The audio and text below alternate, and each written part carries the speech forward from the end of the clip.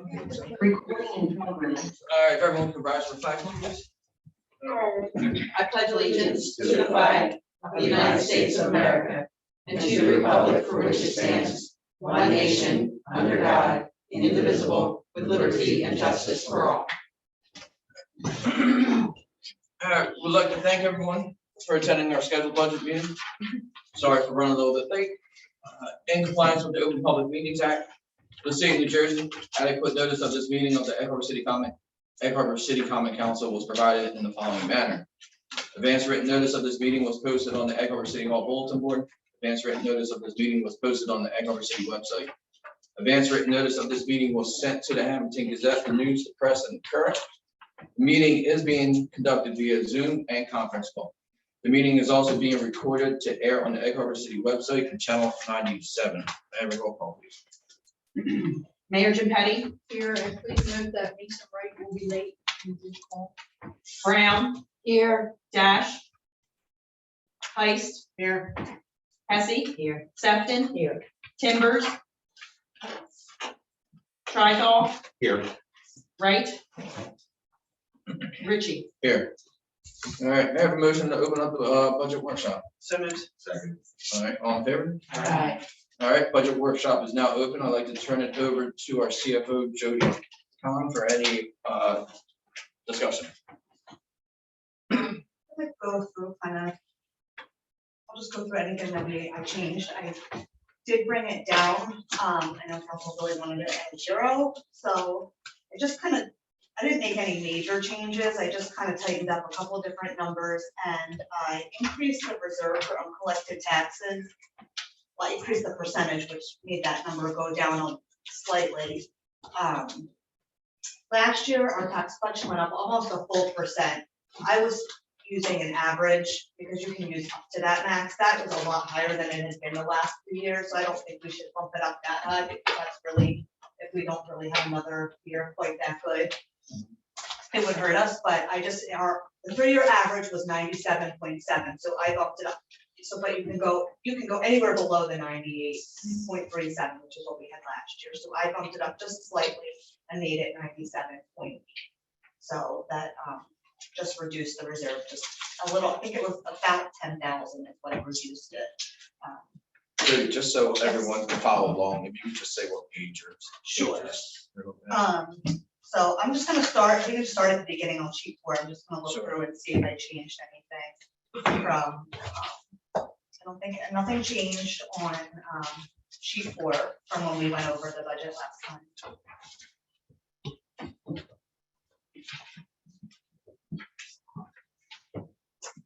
Nothing changed on sheet 4A.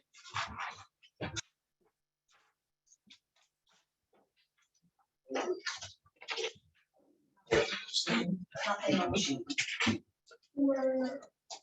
For the record, Councilman Timbers. Yes. Councilman Timbers is present.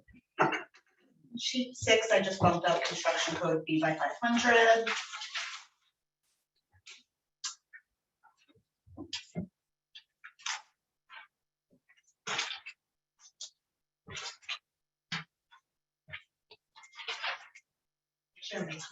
Wait, sheet 6, construction code, you say 500? Yeah, I can share my screen. Well, no, not that. If I'm looking at the math between 21 and 22, it's 55.5 and 51.5. Yeah.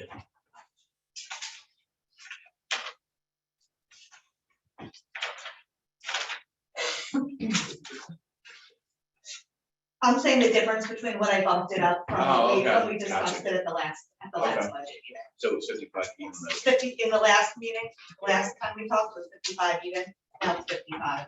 Okay, thank you. Sorry. It shows the current. I am. I'm gonna share my screen. So everyone-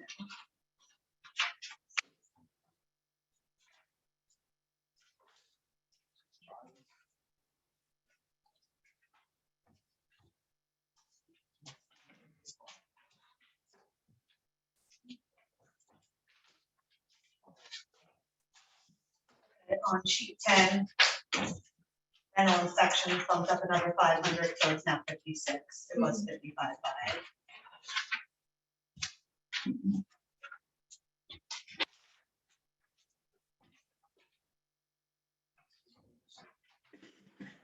And then on sheet 11, I just bumped up our receipts from delinquent taxes. We haven't changed that, I don't think, since I've been here, and I kind of like that we keep that low, because basically it just kind of allows if we wind up collecting anything with delinquent taxes, it really just kind of helps go in surplus. But I just bumped that up just a little bit, from 45 to 75. So we've already honestly taken it more than that already this year, so we definitely will have to worry about that, so. Still keeping it relatively low and conservative, but helping a little bit. And then.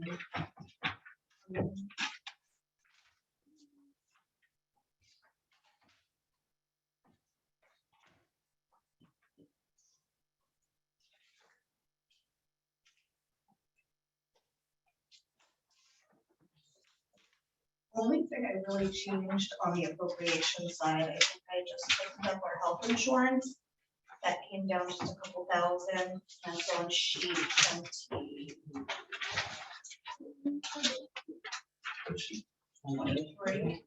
Is that, that reflects the contract of the PBI? Okay.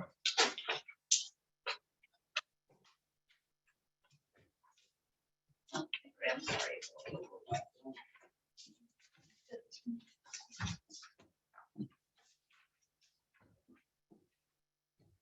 15. So 15. 23, yeah. Thank you.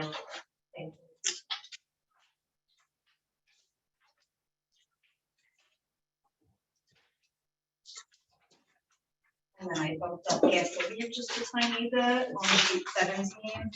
So it's 15A. 15, yeah. And gasoline, I added another 2,500. I mean, we did add a significant amount, but as you guys can see at the pump, it's over double what it was last year, so I'm still kind of nervous about it, but hopefully by June, we'll see if anything's changing at all anywhere, but see how we're doing at that point. If we need to increase it anymore. Yeah, $5, I'm getting a scooter. So, pedaling through town. Go for My it. ass will be big. Go for it. And then that reserve for uncollected taxes is on sheet 29 or sheet 30. You can see that number on there on the page. And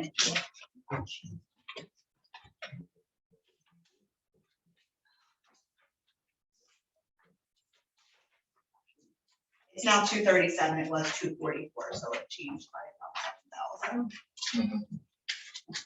Is that reserved for uncollected taxes? I think those are the only changes from that last time. And then I also attached the utility budget. I'm not sure if we went over that last time or not. You did. That starts on sheet 31. I don't think I made any changes to that. Didn't change anything with the utility. Obviously, hopefully we're getting closer to the sale, but I think at this point, kind of just adopt a full year budget and then we'll what happens. Maybe by the time of adoption, we'll have a better idea, but I think really at this point, we kind of just have to operate as if it's be a full year. Yeah. Because really, even if it closes, you're still gonna have to make the bond payments and things like that. Right. So we really need it budgeted.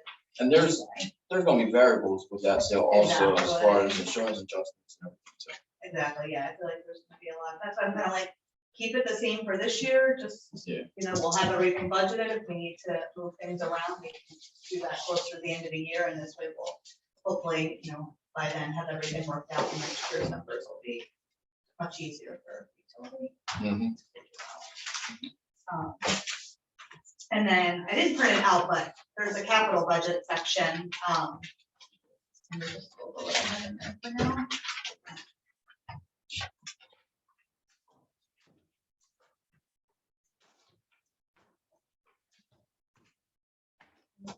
probably as part of the utilities, I believe we have to submit a plan to, PCA, kind of plan expenditure, so I think we'll probably kind of be working on a more longer term capital plan anyway, because this is really supposed to be a multi-year document that's in our budget. We kind of always just sort of, whatever we're kind of current planning, if we really know something, then I, try to put it in there, but, a long-term capital plan is definitely something that we should try to work on, so.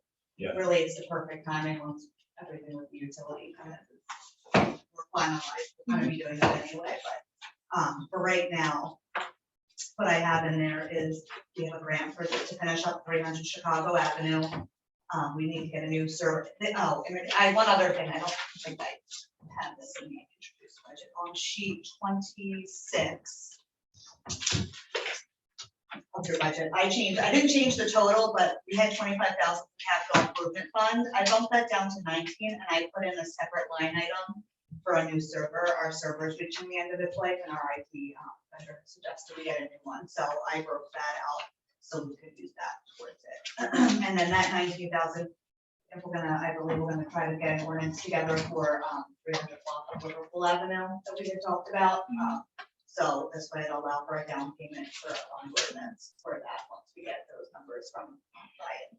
So I have road reconstruction for 300 block of Liverpool as well in the capital section. Did IT give you a price on that, sir? And He said about 6,000. Okay. Right? Yeah, that's how I came up with that. Okay. And what's the downtime? I know the same budget related, but just downtime with the replacement. Honestly, with that, I don't think we had really had hardly any downtime with our last time we upgraded. They really like transitioned everything really smoothly, like Okay. between our old and then new, and just kind of had everything up and running. So, Cool. they've been really good with that kind of stuff. And they saved our previous IT member that we had, they kept scaring me with like these crazy numbers for our server, and we never kept putting it up, and we switched. It's like, no, you don't need to spend anywhere near that. Did we get two new computers for the tax office? We got 2 new computers for the tax office, Adina and, or, not Adina, sorry, Aaron, who are you, sorry.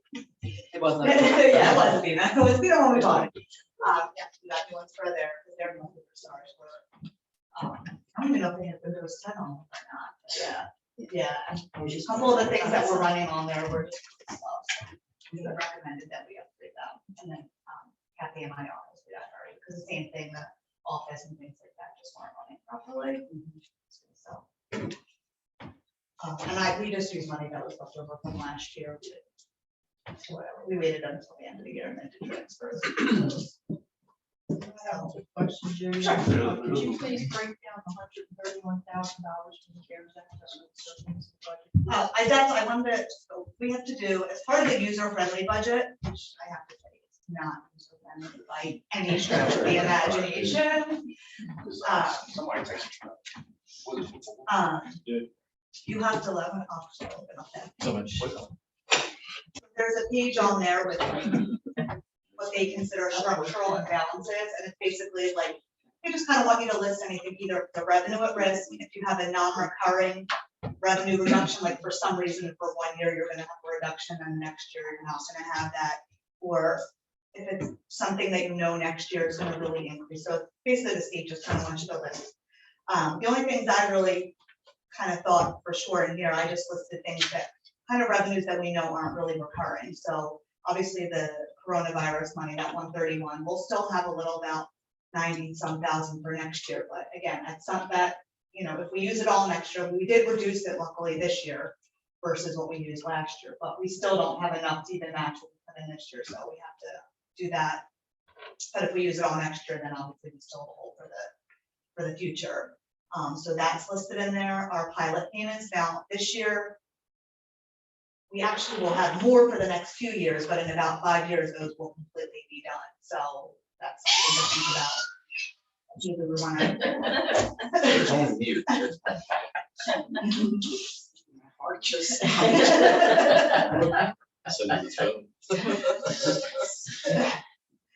So that might be something we want to try to like slowly, like if we have 40, we have 40 in this year, maybe next year we put 30, maybe we reduce it like by 10 each year until it's gone, and it's not, won't be that big a hit, and by that point, that'd be like perfect time. They'll be gone from the budget. You're talking about the abatements. Yes, the abatements. They cover city one and also the ones around town. Yeah, from anybody that does brand new construction that would get a 5-year tax abatement, not commercial, but residential. Residential. So it'll be completely finished, is that what you're saying? Yes, Yes. and it'll be just in time, as Jody said, to cover the shortages that, shortfalls we have by using the CARES Act. Because right now, Oh, okay. and then just, this is the last year that we're using up the balance of what we currently have at reserve for land sales that we talked about using for debt service, which again, hopefully we're gonna pay off all our debt anyway as part of the water treatment sale, so hopefully we're gonna have a big reduction, we'll have a reduction from that. Obviously, there's things that are gonna go in and things that will come out, so I keep kind of working on like a projection, and every day something changes that you think is either gonna add or go away, so you know, constantly trying to update that to keep it as accurate as possible for how it's gonna affect the budget in the future. Hopefully we really will have a good idea of that, you know, sooner rather than later. So do we have that sheet with the breakdown, like in this file? No. You mean of, $131,000 no, we would need a breakdown of it. of what is in revenue. Oh, it's just in as a revenue, it's just in as a revenue. Just It's one, revenue? yes, it's on page 10, I believe it's page 10 of the budget. Each ten. So last year we used Yes, $171,000. last year we did it as two separate things. Yeah, last year we put 171 as a revenue on sheet 10, and then we did a grant for 25 to be able to use, like if we had any expenditures, like when we were doing the bioglass tank or if we had to buy PPE, which we didn't use all of what we did, so once we kind of like know for sure that things really stay kind of done and we don't really need more of that, we can cancel that grant and put that money back into surplus. So that's kind of the main stuff I had. Does anybody have any questions? I'd like to make a suggestion, if we do have extra COVID money, to upgrade the system in Meg's office the Webis, because apparently we have an extremely outdated one, and it's very annoying to try to put stuff on there. And that's, believe it or not, a lot of people look at that. It's on cable. And a lot of people who have basic cable look at that for their news. And if there's an emergency or something like that, it should be able to be uploaded promptly and with no issues like we usually have. And when we used to put the council meetings on them, we used to always have problems with the sound. I got so many complaints that people couldn't hear it, they had to turn their TV up all the way. And we never really got to the bottom of it that I know of, it just was an ongoing problem. So possibly, I think I don't know how much it would cost, $6,000-7,000. I did get a quote like a while ago. I can check and see if she. So I it's do think certainly it not user It friendly. wasn't cheap. And the pictures on there are from the 90s, like the background pictures that they have, like some of the restaurants and pictures that they have on there are very Right, old. on there still. Yeah. So I'm hoping that we do have a little bit, I think that would be eligible as a non-recurring expense and also eligible for COVID. I payments, mean, since honestly, it's you really, information. if you offset it with COVID money, you honestly can use it for literally anything government related. The only thing you're not allowed to do, it seems basically is like fund a pension fund. Apparently, Which we're not the doing. least that they'll replace it with is probably the same. Compared to the monster. So that's is that in a it. yes, Jody? We can try to do that. And yeah, when it comes to it, definitely. I mean, it's, like I said, you can pretty much use like money, we could either, there's two ways we could do it. We could either add it as like a capital line item and offset it with that. We could do, when we do our bond ordinance and figure it out, like, just because I'm to change anything. I mean, I guess when that's how you feel it. Yeah, I mean, bump up the revenue and then put it in as a capital line item to upgrade, like the Telview equipment. I mean, I wouldn't ask if it wasn't necessary, but Meg. I mean, it is, I mean, basically, we're doing the work and it's really not, information's not getting out there because it's old. No, I mean, if the need is there, absolutely. It seems like our older residents, population rely on that. Yes. I'm Because- fine with retiring dinosaurs. You know, Yeah, if the need is there, absolutely. The other thing I was gonna ask about the boiler situation. did that get replaced or whatever, with the HVAC and everything? The chiller. The chiller, there it is. We didn't replace it. They actually, we thought the repair got done last year. It did not. So they're gonna look at it again and they're like, let's make sure before we do all that work and spend all, have you guys spend all that money that we really still Okay. kind of need to. But the money's already technically set Okay. aside from 2 years ago, so. And they didn't bill us for any work that wasn't done last year, right? Okay. What was I gonna just say? Okay, so then if that's okay, I'm gonna bump up that ARP revenue then. Mhm. And then I'll put in a capital line to balance that up. Yep. So I'm gonna look and see if I have her quote. And then I'll just make an estimate from that, assuming it's stuff. Does someone have to make a motion for that, or? No, we're gonna do that for the actual budget. I'm just gonna let you know that that's what I'm gonna do. When you introduce the budget, it would be in. But it won't change the tax rate anyway, because I'm just gonna make one, I'm gonna add a revenue and add a appropriation.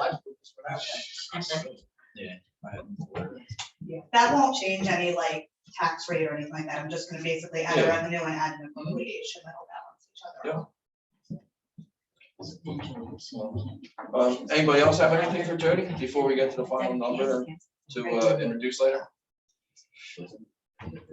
I said, does anybody else have anything for Jody before we get to the final number of what we're going to introduce later?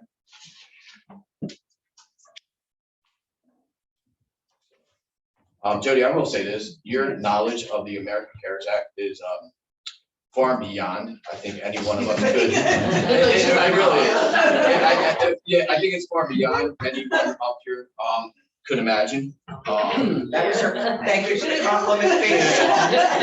No, just how you have explained it to us over the past, what, 2 years, the do's, the don'ts, the ifs, the whys, the whats, whatever. Yeah, it's really educated myself, and I'm sure everybody else is. Honestly, it was really confusing at first, and I don't know if you all are aware, like, we just had to recently submit a report as of April 30th. And I was like losing my mind about it, like trying to figure out how to do this. I watched a webinar that Treasury put on, and this guy was like amazing. He's like, if you didn't get $10 million, it's 4 steps. Like, this is what you do. And I was like, that's it? And I was like, oh my God, like, it was like light at the end of the tunnel. It was like wonderful. So he really simplified it. So Did anybody get 10 million? I'm sure they are counting. Yeah. You know, Yeah. so much Yeah. municipality, but They were, Yeah, they say? Now, no. No. They seem like- if you're separating out the American Rescue Plan Act, and that the local monies they gave, we got 32. Over 2 years. Oh, Mays Landing got a big chunk. We're redoing all Yeah. the fields over there Oh, now. really? So, well, at least we know there's avenues to explore with the money. That's- Yeah. Really, Be basically, the simplest way is just put it in as a revenue and offset it with something on the appropriation side, because you can use it for any general government expense. The only question that they really ask in the reporting is that you aren't allowed is basically, like I said, if you used it to fund this pension. So as long as it's covering general government, anything pretty much government services, the simplest way is just put it as a revenue and then just create an offsetting appropriation for what you want to do, how you want to spend it. Because I think in the past, people were like, I have to create this whole project and I have to do this, and it's a lot of the terminology that they use kind of makes it sound more confusing. Like, you don't really have to have a project. Like, a project is really just spending the money on On the government. purchase Like, order. yeah, on operating your government. It's that, So, attorney language, right? Glenn? so once you kind of like have someone explain it, like I said, once I did that webinar, I was like, oh, that makes it so much more understandable and simple for these, they're like the guys that, we want to keep it simple for these small towns, because literally, if you think about it, there's 566 just in New Jersey, and this is nationwide. So there's just, how could they possibly do every 566, and then you municipality. Yeah, But no, great job. I'll thank be you. upfront with that. I appreciate the compliment. Yeah. Thank you. So, She wants to bring it. Yeah. So, if you're done doing what you're doing, if you just want to get the final numbers and what we're looking at to introduce Yes. About an hour. It was keeping our local tax rate the same at 2.299 is what we were at last year, so it's keeping that the same. And I'll just tell you what the total was. And the total levy last year was $4,557,628.79. This year, it would be, the assessed valuation went up a little bit, so that's why the levy went up just a little bit first, but it's not an actual increase on those taxes. It's $4,574,754.52.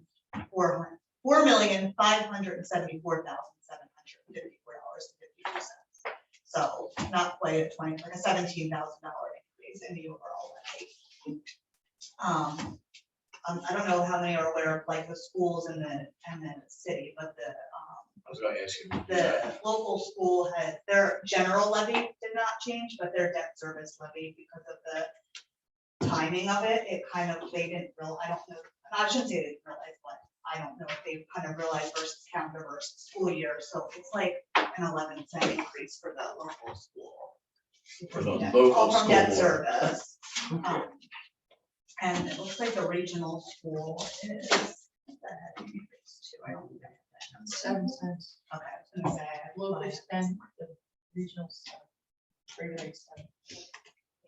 And did you get the county's number? I did not, Okay. I'm sorry, I recently That's- did it's as fine. well, I was Yeah. trying to I reached out to someone at the county, at first I checked with our assessor, he didn't have, he gave me someone at the county, but they haven't Okay. gotten back to me yet, so. I will try to get that as soon as possible. Great. Sounds good. Thank you. Thank you for all the work, council, everyone sitting up here, Meg, Mayor, everyone, great job. Thank you very much. If nobody has any questions, comments, or concerns, we can adjourn until the regular council meeting. I'll make that motion. Second, all in favor? Aye. All right, see you back at 7. All right, we would all, yeah. Everyone sitting up here would like to thank everyone for attending our regular scheduled council meeting here in Egg Harbor City. We just are coming back from our budget workshop.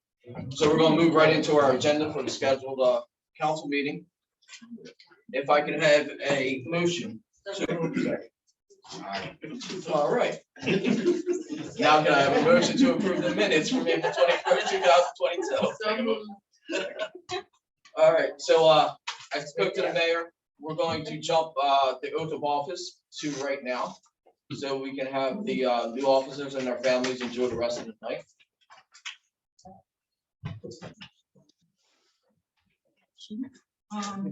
We do want to make sure the officers are on camera, Yeah, so that's good. we'll good. And Ryan. Cover Ryan up, how's that? So tonight's a special night. We have 3 new officers in Egg Harbor City, which I'm very proud of, and we worked very hard to get. They're outstanding officers, as a matter of fact. I have a letter already that was written from a person at the school complimenting one of our officers. Did you get that? I did get it. Do you want to read it? Sure thing. So we'll read that. Not to So, embarrass so anybody, from but- one of our staff at our middle school. Hi, I just wanted to reach out and tell you how appreciative I am of Officer Fonville for his assistance today with the situation at the school. His use of de-escalation skills and ability to connect with youth was outstanding today. I know he's new to Egg Harbor City Police Force, and it is so comforting to know that he will be working with the kids in our community. Congratulations.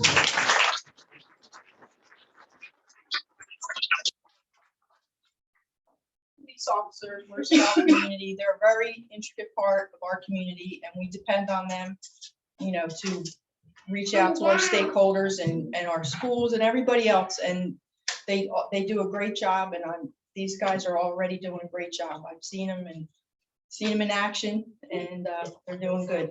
So they have already been sworn in to be able to work, but tonight is for you, the family.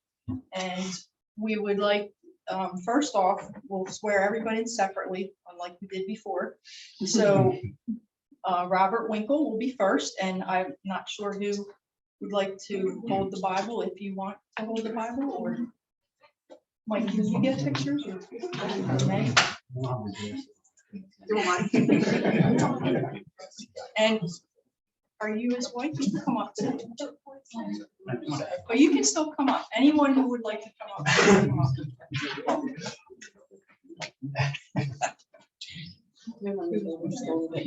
I'll wait till they're done. I'm right.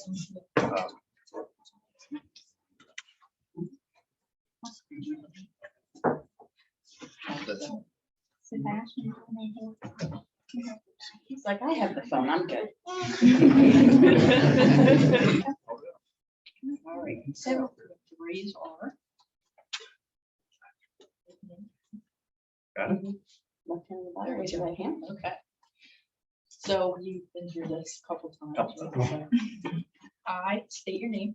I, Robert Winkle, Do solemnly swear do solemnly swear that I will support the Constitution of the United States that I will support the Constitution of the United States and the Constitution of the State of New Jersey, and the Constitution of the State of New Jersey, that I will bear true faith that I will bear true faith and allegiance to the same and allegiance to the same and the governments established and the governments established in the United States in the United States and in this state and in this state under the authority of the people, under the authority of the people, and that I will faithfully, and that I will faithfully, impartially, impartially, and justly perform and justly perform all the duties of the office of and all the duties of the office of Egg Harbor City Police Officer Egg Harbor City Police Officer according to the best of my ability. according to the best of my ability. So help me God. So help me God. Congratulations.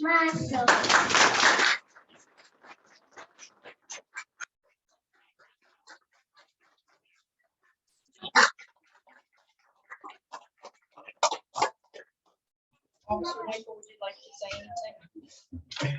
I'm sure you would. but I'd like to say something. That's okay. May I? Go ahead. Get back up here, Winkle. Rob comes to us with a wealth of experience. Actually, all three officers do, which we found very, very important.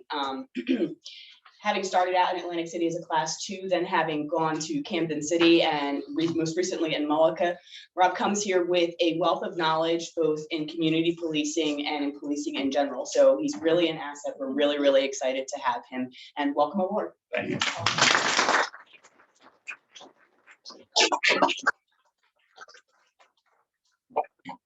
Okay, next we have Matthew Rex. Dad.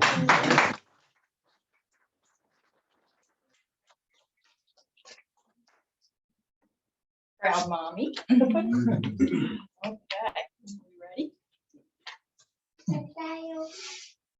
I state your name. I, Matthew Rex, Do solemnly swear do solemnly swear that I will support the Constitution of the United States that I will support the Constitution of the United States and the Constitution of the State of New Jersey, and the Constitution of the State of New Jersey, that I will bear true faith and allegiance to the same that I will bear true faith and allegiance to the same and the governments established and the governments established in the United States in the United States and in this state and in this state, under the authority of the people, under the authority of the people, and that I will faithfully, and that I will faithfully, impartially, impartially, and justly perform and justly perform all the duties all the duties of the office of Egg Harbor City Police Officer of the office of Egg Harbor City Police Officer according to the best of my ability. according to the best of my ability. So help me God. So help me God.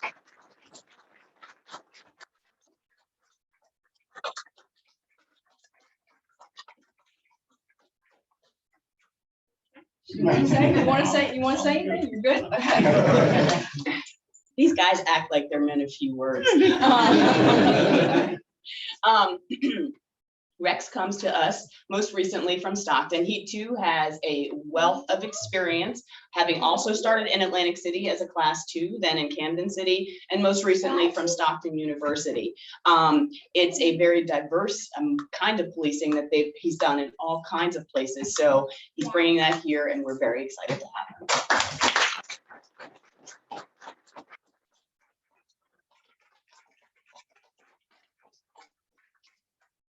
Okay, next. We have Officer Darrell Fonville. Anybody from the family? Yeah. Come on up. Anybody who wants to come up, we have. Please come up. Anybody else who want up here? Bring 'em up. Do it. Yeah. Or can I come up? Come on, Will. It's a big man. Come on, Will. Wave. Okay, who's doing the bond here? Okay. So let's have the officer come over next to me. So we can get it. Oh, the camera one. Okay, you can move in a little bit, so come a little closer so we can, there we go. We get everybody. Okay, we're good. There you No, go. you can. You stay first. Okay, are we ready? Yeah, I'm ready. I state your name, I, Darrell Fonville, do solemnly swear do solemnly swear that I will support the Constitution that I will, Go ahead. that I will support the Constitution Of the United States of the United States and the Constitution and the Constitution of the State of New Jersey, of the State of New Jersey, that I will bear true faith that will bear true faith and allegiance to the same and allegiance to the same, and the governments established and governments established in the United States in the United States and in this state and in this state, under the authority of the people, under the authority of the people, and that I will faithfully, and that I will faithfully impartially, and partially and justly perform and justly perform all the duties of all the duties of the office of Egg Harbor City Police Officer, the office of Egg Harbor City Police Officer, according to the best of my ability. according to the best of my abilities. So help me God. So help me God. Congratulations.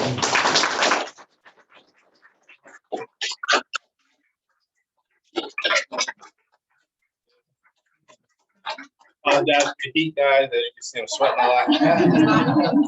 Appreciate you guys having me in Egg Harbor City. Thank you. Yeah, that's just one.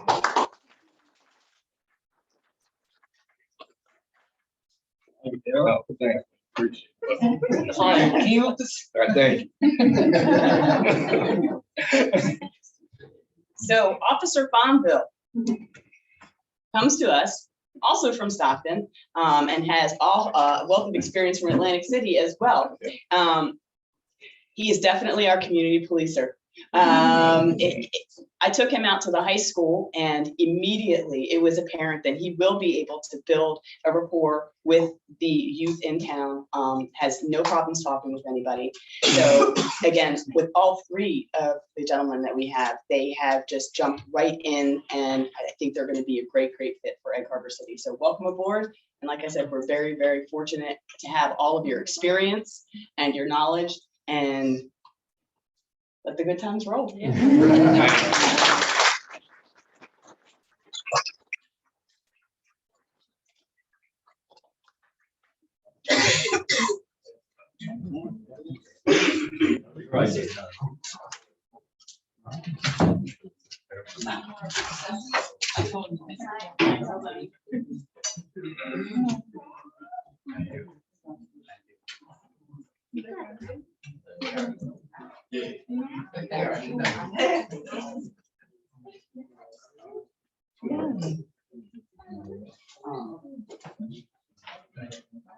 Congratulations, guys. Congratulations. Be safe out there and have a good career. Appreciate it. Thank you, guys. See you all on Saturday.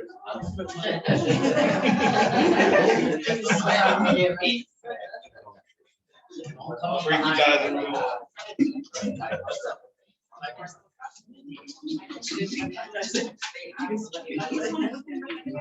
Yes.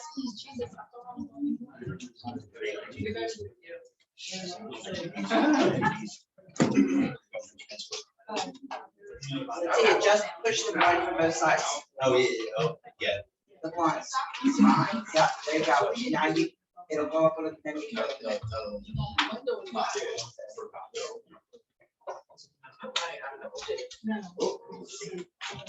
All right, we'll get back to it. Man, was somebody else got.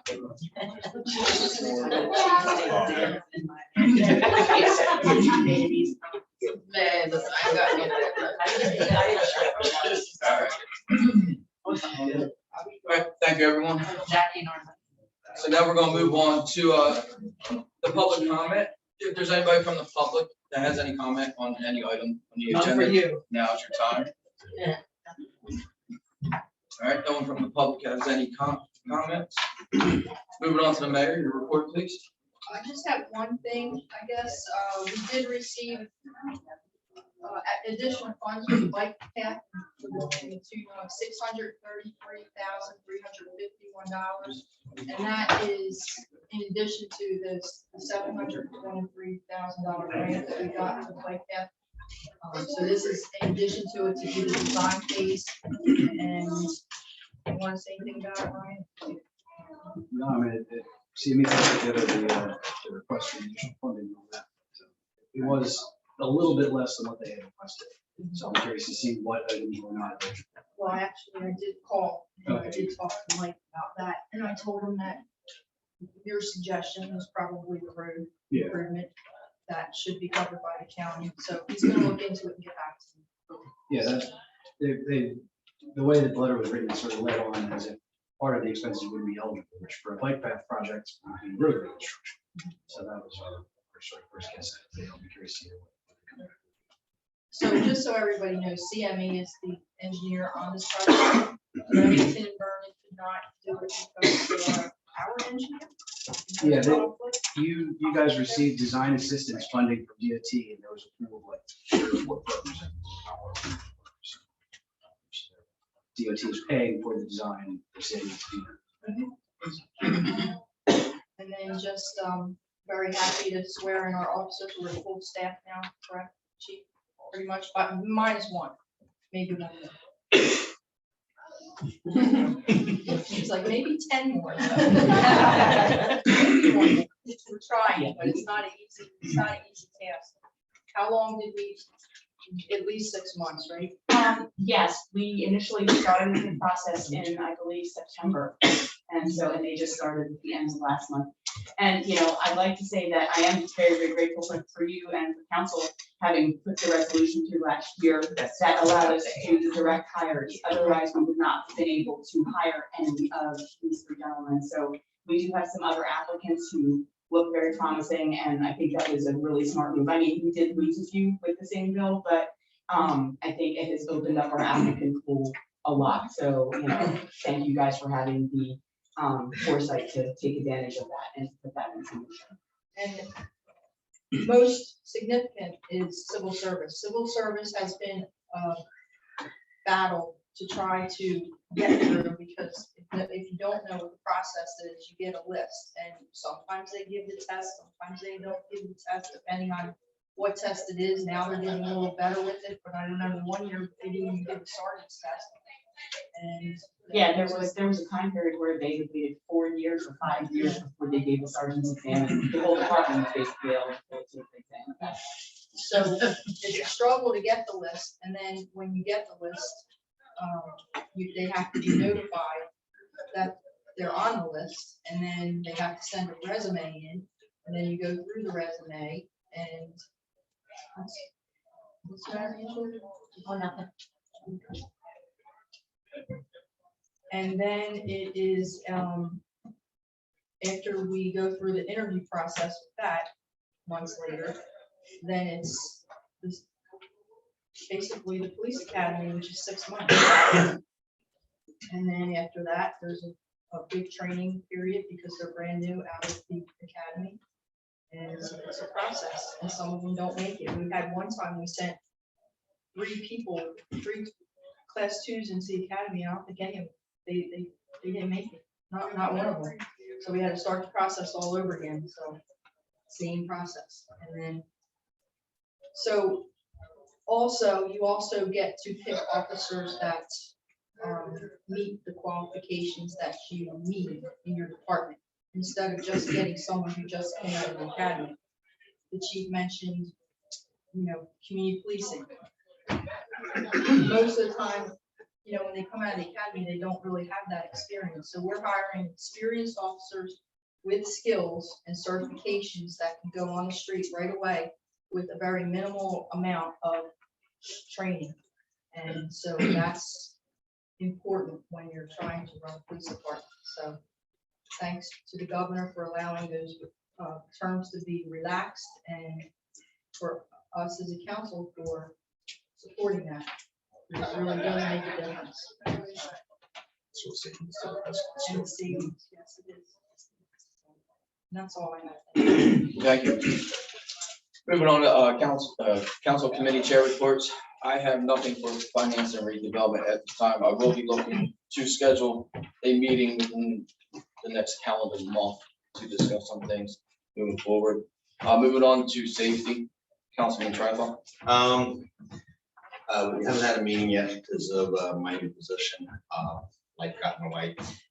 Just want to let everybody know that the Atlantic City Airport is conducting a triannual drill, which is mass casualty drill. You want to see a lot of fire trucks, ambulances, police cars, black Tahoes flying down the road, and everything else. So it's a drill. It's about 3 hours long, 9 to 12.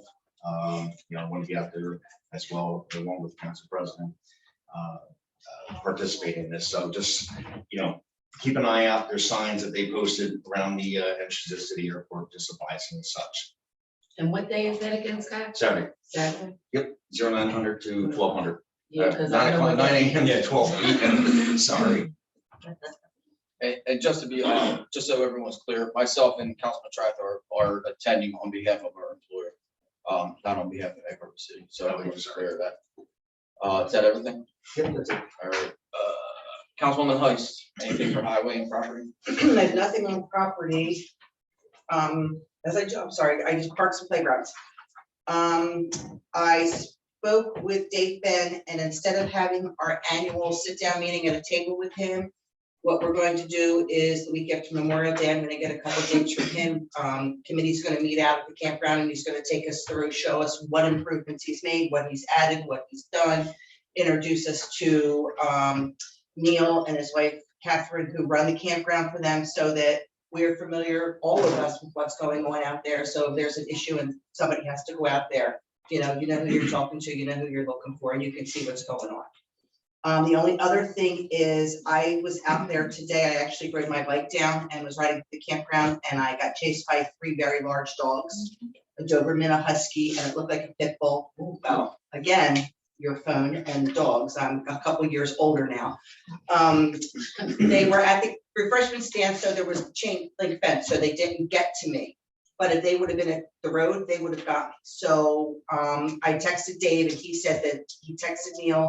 They are not campers, that's dogs they were just residents out there walking their dogs. They're the ones that Michael Sheridan was talking about, remember? He was here. Okay, so.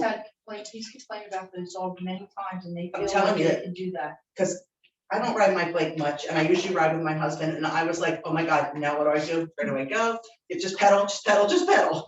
But can we get a few signs, or is there something we can do? Dogs have to be on a leash, something? Maybe an ordinance. We have an ordinance. So is it I would posted urge you to there? call us.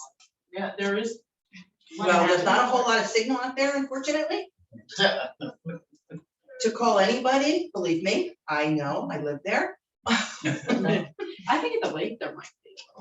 So, you are. but I wasn't stopping to call anybody. I was pedaling home because I was afraid they were gonna be, and she's like, come here, like, here, Fluffy, and I'm thinking, there's this dog running after me, so. Do they know who the people are who actually dogs are? Michael could probably identify them. I think they know who they are. They feel as though there's someone who owns a property there, who they drop the name all the time. They feel like it's okay for them to be there because they're partially on that person's property over there. Well, they were at the refreshment stand, literally on that side of the fence, and I was coming around at the parking lot. And it was a Doberman, a Husky, and it looked like either a pit bull or an American Bulldog, because they look very similar, and I'm like, so I did go home and text Dave right away and told him to have Neil tell the people their dogs have to be on leashes, and he texted me back they weren't campers dogs, so. I don't know, if we can post signs with an ordinance, and then, if we call at least posted, because right now there's nothing out there that says, keep your dog on a leash, that I saw. I think What's it's on the no other dogs side? are allowed. There's signs posted on. Yeah. It does say, it does say no dogs allowed. By the But you can lake have entrance, service, you can have service dogs. That's it. right, by the lake But when entrance, nobody's there, it's hard to. Right. right.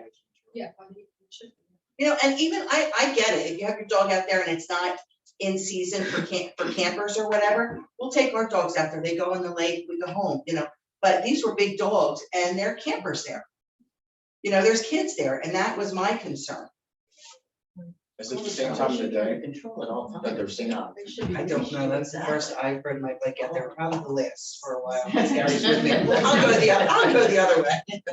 It sounds like they know who the people are, Yeah, it's been It's not gonna be an hard. ongoing issue. But you know, the campers or Kathy and her husband should call the police because that is an ordinance and they can be ticketed for not All having right, the I'll dog text- on a leash. I'll text Dave and have him Anytime they see it. let it Neil should know that the be dogs are out there reported. without leashes to make a call. And it's, you know what the dispatch number is, right? You have to I can tell you, they called me at 12 o'clock last night.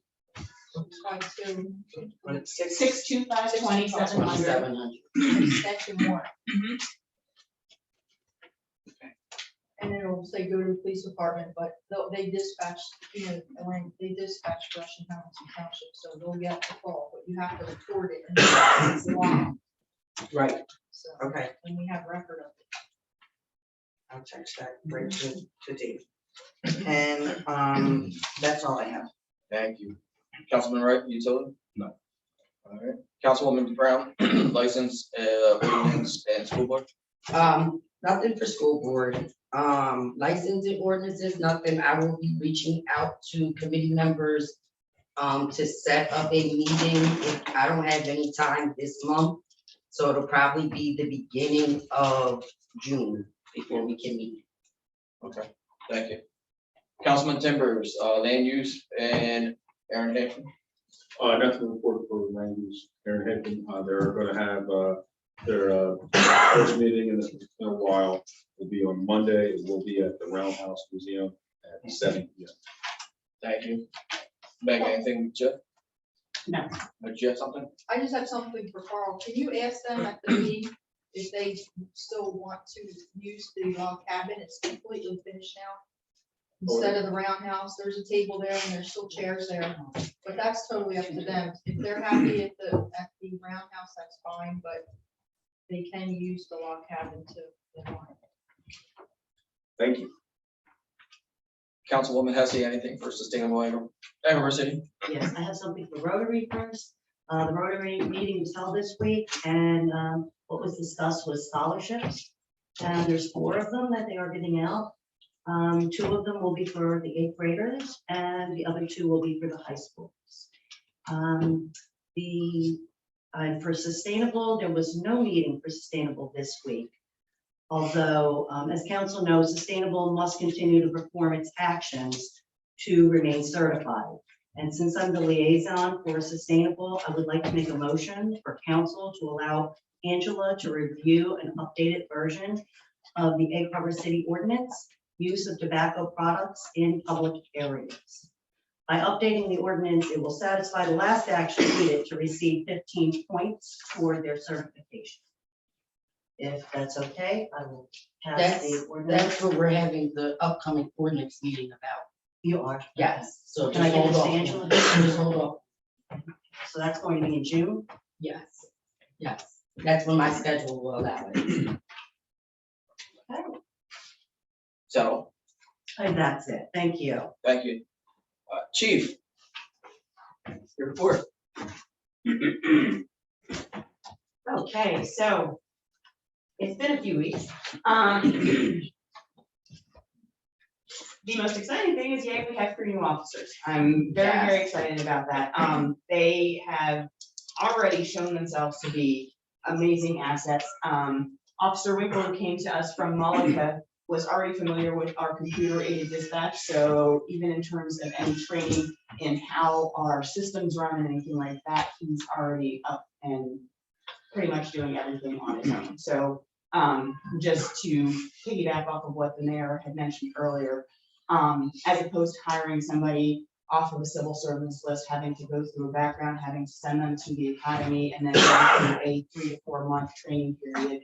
He's been here for 2 weeks, and ultimately, I mean, essentially, he is just being shadowed. He is doing what he needs to do with an FTO, field training officer, with him. So he will be out on the road on his own by the end of the month. Officers Fonville and Rex are a little behind the curve in that aspect because they had a different CAD system, but when it comes to being out on the road and actually doing boots on the ground police work, they have shown themselves to be seasoned veterans, able to talk to anyone, willing to step in and do what it takes. So I'm thrilled with the hires. So that's the most exciting thing. We do have a new records clerk Angela Bogan comes to us from Hamilton Township. She was a part-time record clerk there. Her experience there has been invaluable here as well already, and although she is not bilingual, not having to train her in all of the aspects of what it takes to do police records work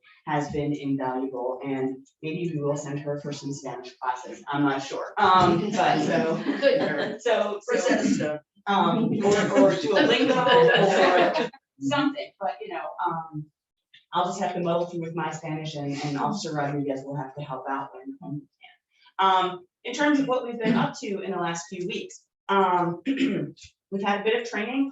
2 officers on separate weeks went to the 3-day ICAT able training. It's a mandated training that everybody in the state has to go through in law enforcement. 2 officers, we had to go through a forfeiture training. There is a new module for how we have to do stuff. So any kind of forfeiture stuff, we have to go through that. That was a very long 3-hour training. We had our resiliency quarterly meeting. The state is taking officer wellness and mental health very, very seriously, and we do have quarterly meetings for any resiliency officers.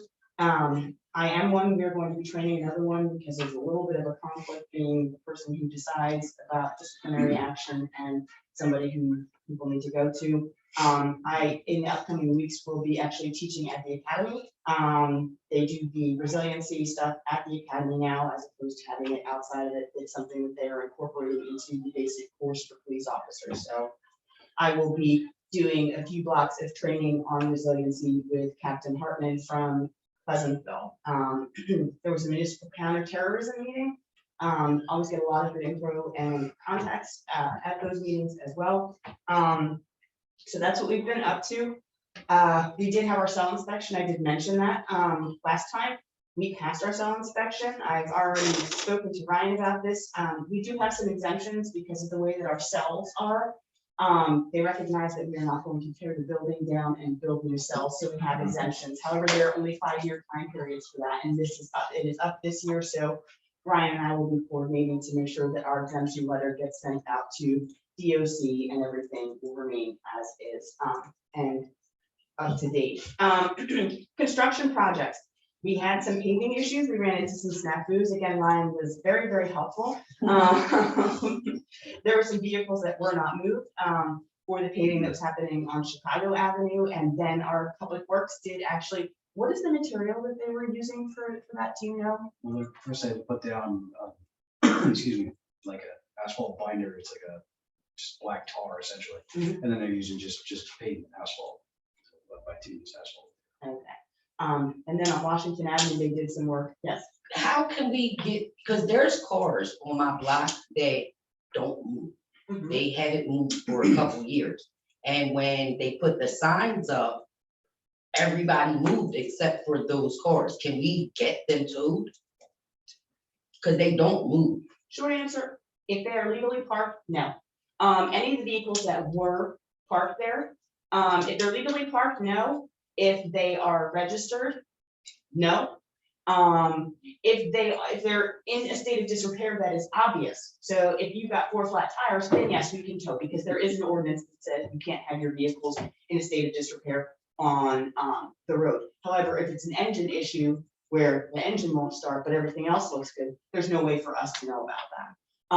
So in short, no, I mean, we knocked on doors and that was pleasant.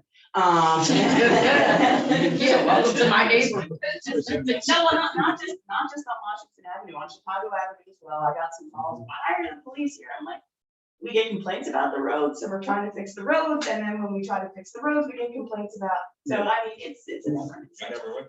So basically, I just gotta go over there and be nice and try to get them to move the cars. Because when it gets, I mean, we've been waiting since, I've lived there since 2005. Mhm. And it's 2022. Yeah, I think So- they did a good job with, I mean, the on Washington Avenue, that was just patched out for the Yeah. time being. You know, just something to, because some of those holes are just. I mean, you know, you have a swimming pool. And I'm 5 feet tall. How you think I feel when I get out my car in the rain? So, you know, the next time that Keith wants to do something similar to that, maybe we'll try to give a little bit more lead time. I think he just kind of was like, hey, I have time to do this X, Y, Z, can wait. So we all just mobilized and started making signs and knocking on doors to try to get this done. So I think if people have a little bit more lead time, they may. But then again, it may not be, because we had some issues with, you know, the folks over on Chicago Avenue, where they were given a week's lead time to move some stuff, and that didn't happen. So I think you're just always gonna run into issues with folks who don't wanna be cooperative. So, I mean, maybe it is just a neighbor thing. You're like, hey, Yeah, that's what I'm gonna say. I'll put maps on the door like this. nicely, right? Of course, I'm counting on me. They have to. So that's what we had there. A few things, just in general. The weather is warming up, so I would please ask everybody to watch out for pedestrians, kids on bikes, things of that sort.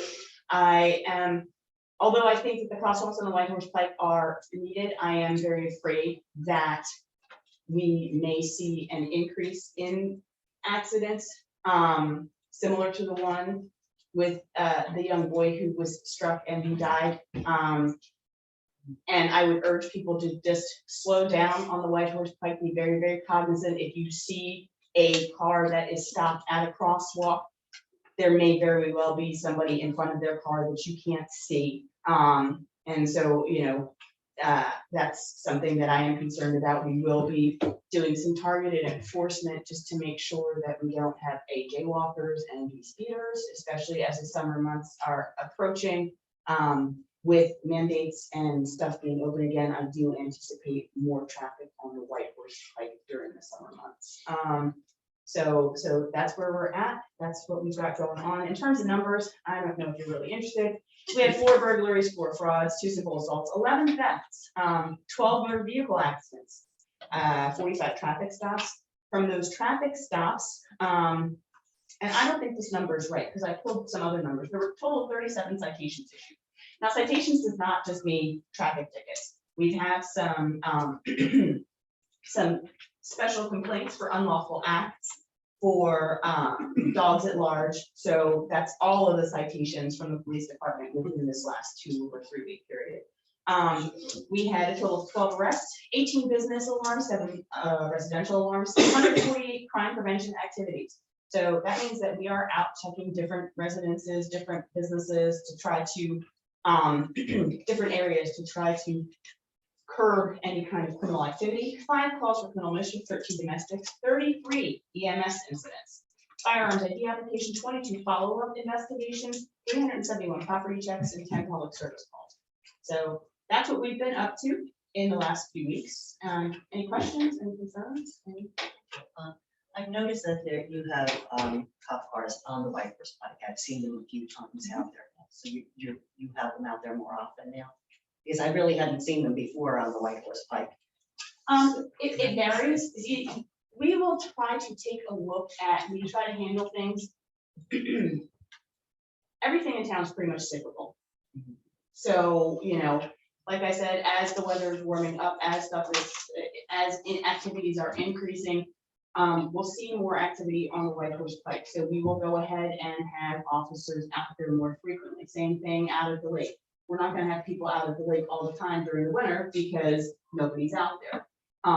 Same as with the school. So we try to go ahead and take a look at what has been traditionally going on with our crimes, with our statistics, with that. It's basically data-driven policing. So we take a look at what has been going on in the previous years. The last few years have been kind of an anomaly because of COVID, but what has traditionally happened. So we do have officers out in different areas strategically.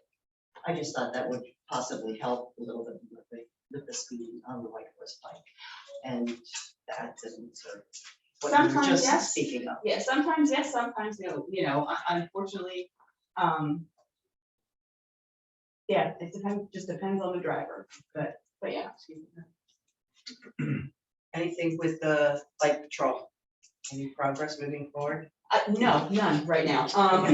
Like, and Thanks for being honest. No, I'm you know, serious. no, and, you know, that's one of the things that we, like, now with officers being here, you know, it will allow for for me, for other people to actually do some trainings with people and for other people to go to trainings, because actually going to a full bike training, where they do all kinds of crazy stuff, which was, I thought it was crazy when I got sent, because I'm like, you're gonna send the most uncoordinated person in the department to go ride up and down stairs on a bike. I'm like, are you trying to break me? But that's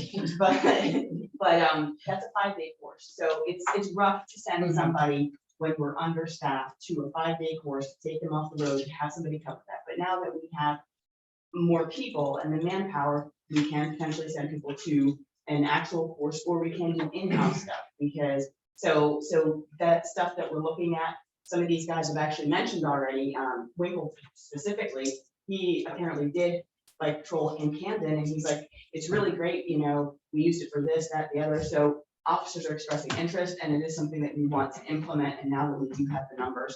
it And is we have much the more equipment, feasible. we've had it Yes. forever. Yes. Mhm. All right, thank you.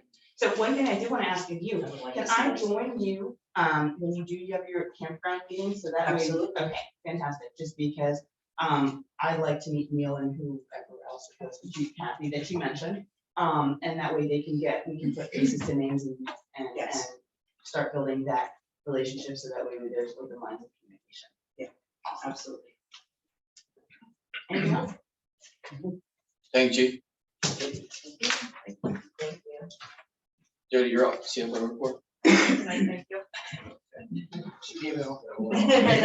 Now, Meg, I just want to mention that if anybody's seen, there was an accident at the cemetery. It was at the corner of Moss Mill and Hamburg Avenue, and a car went through our fence.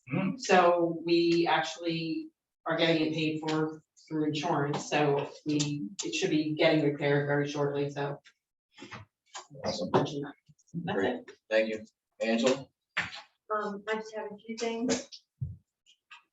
So the construction office advised me that our ordinance on construction fees, and that would be all of the subcodes, was severely outdated, and they needed to increase all the fees. Yes. And then the escrows for the planning board, for the land use board, were also way below what they should be.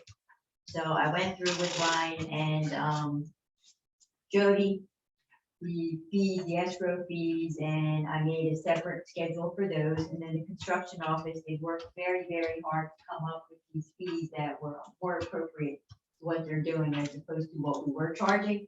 And so I'm getting together an ordinance, completely new. And hopefully I'll get together for the next meeting. I'll submit it to the committee before for review. And then next thing is the memorandum of understanding from Mr. Stacker. He actually put in his $30,000 in escrow. And so I was very pleased about that, and I'll have his memorandum of understanding to him in the next few days. So he should review it, and hopefully that worked out. Could you tell me who he is? Jonathan Thacker is a filmmaker out of Cape May. And he has film experience. He's out in California for a while, and then he came to Cape May. He's made films, some horror films. He went through a bunch of films that he's made. Some were well-known, and I don't know them, but. Yes, Scott, you got your head. And so what he proposes on the Tower site is to build a facility with at least 3 areas for filmmaking. He plans to sublet some of these areas for filmmaking, and he plans to make movies in New Park City. So it all sounds really good, and I'm excited about it. So I hope he follows through, and the next step after the memorandum of understanding would be for him to get his plans together and submit. You said he already Put it in his escrow. Isn't that great? Yeah. And there is a redevelopment plan attached to that property, so council will be the authority that oversees that redevelopment agreement and whatnot, so it will be the finance committee. Yeah, ultimately, he'll get a redevelopment agreement if he satisfies all the conditions of the understanding. And that's all I have. Thank you very much. Thank you. Thank you. Mr. McGowan, Oh, yeah. engineers. Sure. So I feel really bad. Steve has been asking me for like a year plus. And of course, the meeting he's not here. So, we repaved the 3 corner block Chicago.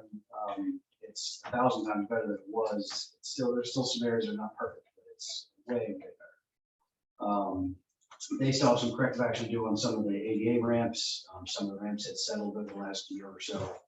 That's something we usually pick up on maintenance bond inspection. They can do anyway. So they have to do that. They have to adjust a couple of roof drain where they discharge the curb. So there's a little bit left to do, but the road is infinitely better. So big news there. Still working with DOT. We're trying to get them to just resolve some punch list items. They're already trying to get Jody to close the rest of the job out. So they're pretty much at the end. The 300 blocks of, the 300 block of St. Louis, this 400 block of 6, that job is now done. We're just working on trying to close it out. There's a few like smaller items elsewhere in town that we're completing that contract. So once those are done, we will just close that out. At Wawa, the base paving was completed yesterday and today. They will be back early next week to do the surface paving. So that means they are getting real close to the end. Just talked to the developer today. They figured they're probably about a month out, maybe a little less than that. I saw they have the now hiring signs up and all, so they're on the cusp. Angela went to the tower site. Atlantic Avenue, we're looking to start the bike path project. Hopefully the contract will be getting started next week or following week. I still have a definitive date, but that's his timeline. He's been giving submittals and everything. So moving forward, that's less than a 2-month construction schedule, so that should move pretty quickly. We got a revised proposal for the solar since it was not able to be done with the canopies through the current program over at the transit hub lot. It's actually for some roof mount here and a little bit of ground mount back, so I'll have to share that with the committee, and we'll sort of review that and see if it makes sense, if it's a good proposal for the city. We had a pre-application meeting with Phoenix Ventures, who owns a property industrial park. They're one of the cannabis cultivation and manufacturing facilities. So we're expecting their application in the next couple of months. But they met with myself, the mayor, representative from the fire department, code enforcement. So they're really trying to make sure everything lines up, and when they submit, they're ready to go and they're not catching on things that they weren't anticipating. So that was good. There was an incident probably less than a month ago now, but more than a couple of weeks, when the city was trying to fix a sewer service. The city's contractor was trying to fix a sewer service where there was some damage done to a foundation, a porch foundation. And that has been turned over to the insurance company. I met out there with Keith to try to look at it to see if there's a way to fix it. And the short of it is that it wasn't built right the first time, so whatever we do to fix it is not going to work out so good. That's the same property with light. Yes. So I suggested that we refer to the insurance company. It's since moved on to the contractor's insurance company. They will go through that. But that's, I just wanted everyone to be aware at least that that's out there. And that's it that I have on the list. Could you go over 23, please? Because we're gonna have to table that. As far as I know. Oh, yeah. Oh, that got a really friendly email from the county earlier.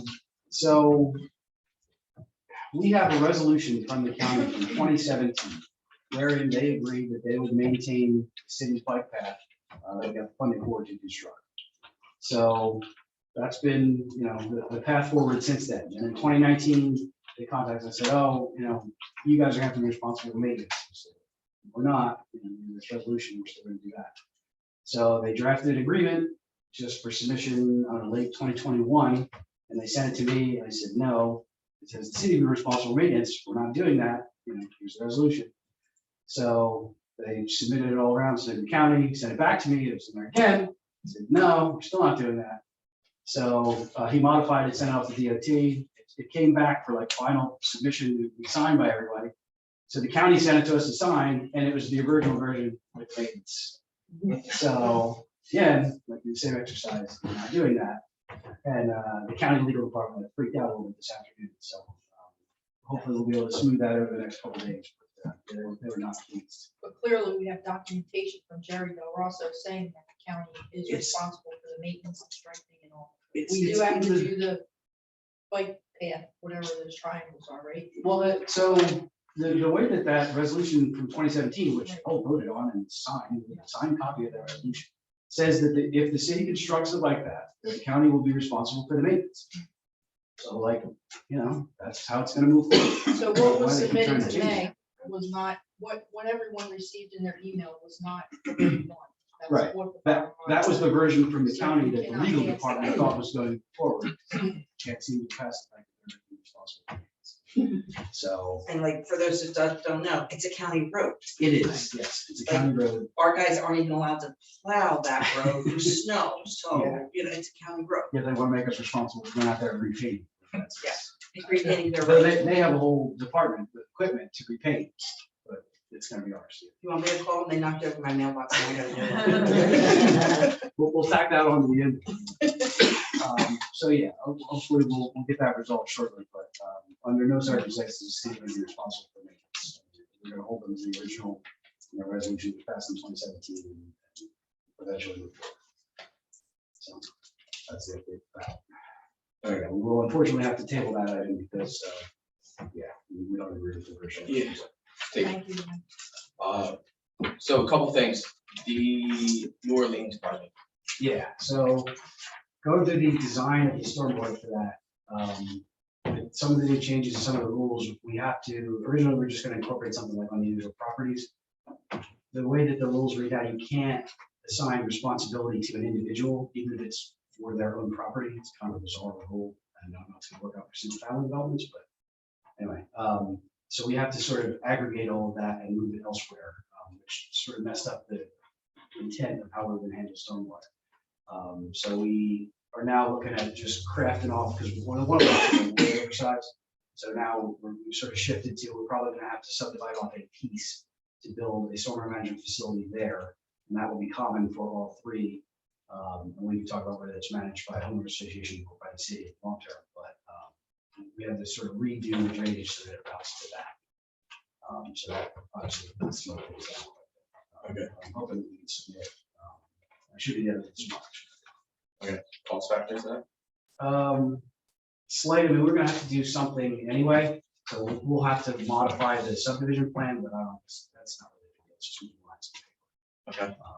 Have we started constructing or something like that, obviously, we haven't really done anything yet, so it should be. Okay. And then clarification for the upgrades on streetlights pricing.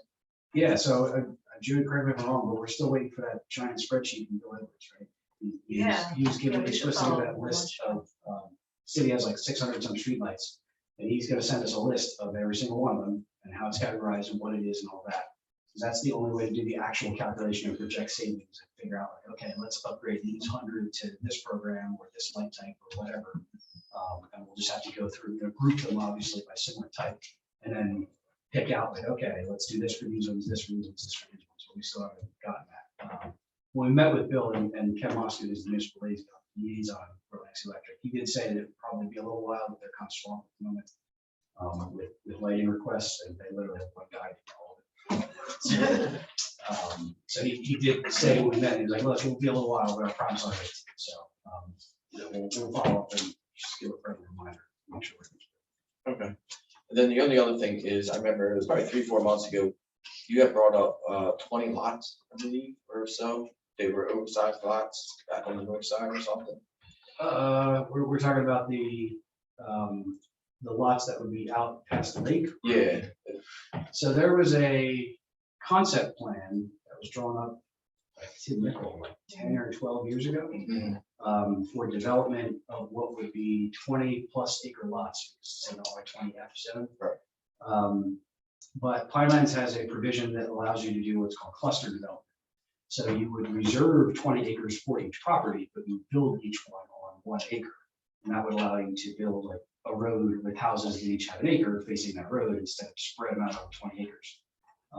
And Pineland sees the benefit to that as we can maintain a whole bunch of contiguous forest that's sort of dedicated to these houses and not instead spread those houses all over throughout the forest and sort of interrupt the natural environment. So that concept was for that.